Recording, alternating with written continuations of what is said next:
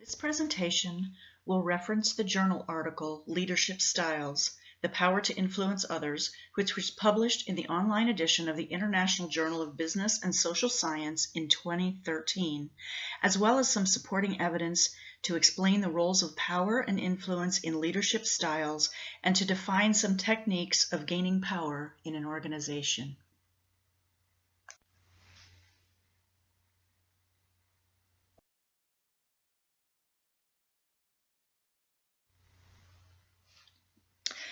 According to the text Organizational Behavior, leadership is the process of influencing and supporting others to work enthusiastically toward achieving shared objectives. The art of leadership defines it very simply as social influence. My favorite definition, however, are the words of former President Dwight D. Eisenhower. Leadership, the art of getting someone else to do what you want done because they want to do it. Autocratic leaders tend to completely structure the work environments for their employees. They centralize power and decision-making in themselves. Their employees are expected to do what they are told and not to think for themselves. Consultative leaders usually do ask for advice from only one or a few employees, but then they may or may not use it. Participative leaders very clearly decentralize authority. They seek input from their employees and then make certain to use the advice they receive. They keep the employees informed about conditions affecting their jobs and encourage them to make suggestions and express their ideas.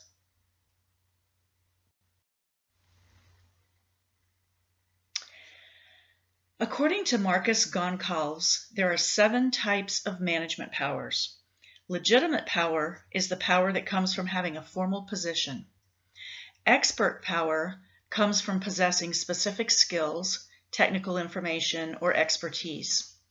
Coercive power is a negative form of power that influences others by instilling fear in them, such as used in the military or some religions. Reward power is used when getting someone to perform to reap some benefit or reward, such as money, praise, or a promotion. Referent power comes from an association with someone or something that actually wields power, as when someone uses name dropping. Charisma power comes from force of character and is usually characterized by energy, authority, style, and self-confidence. Information power comes from possessing the knowledge necessary to influence others.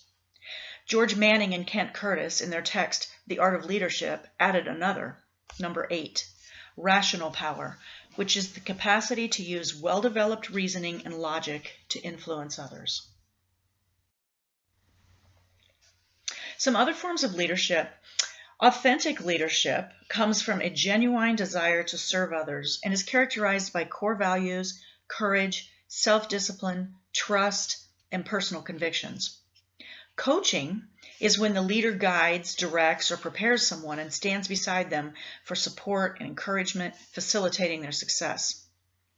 Servant leadership is closely related to authentic leadership, but the leader provides commitment to the worker by allowing large amounts of access, communication, and support, such as when Jesus washed the dusty feet of his disciples.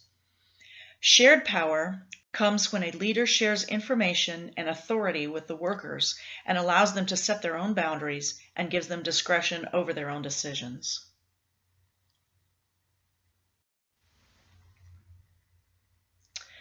This quote, "You become more powerful when you give your own power away," from the Leadership Challenge, illustrates the paradox of power, which is the law of multipliers, which are leaders who uplift everyone around them, versus diminishers, leaders who drain the energy and life from those around them.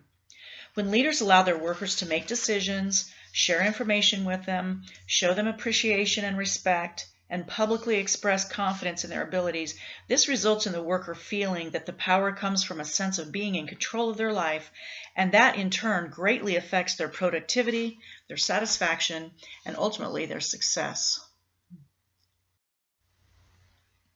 Stories are a powerful form of communication that touch people and can teach, motivate, and propel people to action more effectively than training meetings or boring memos.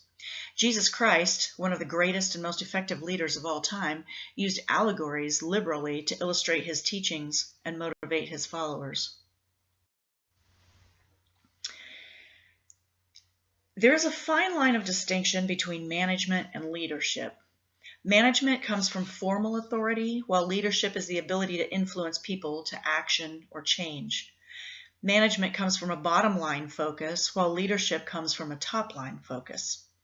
Management provides consistency and order, while leadership produces movement and change. Management's task is to get the job done in the most efficient manner, while leadership's role is to keep morale high and performance up. I've heard it said that management comes from the head, but leadership comes from the heart.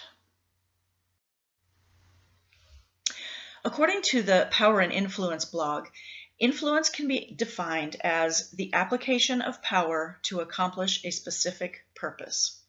We're trying to influence people anytime we're trying to affect how they behave or think.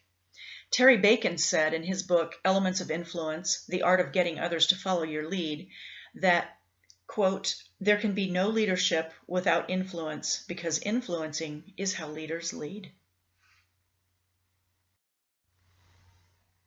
In conclusion, there is no one right way to be a leader. Goncalves believes that the predominant powers that today's leaders should master are the powers of charisma and the power of information, along with the ability to be an effective storyteller. And I would have to agree with him. And in the end, how do you know if you are an effective leader? Look behind you. Is there anyone following?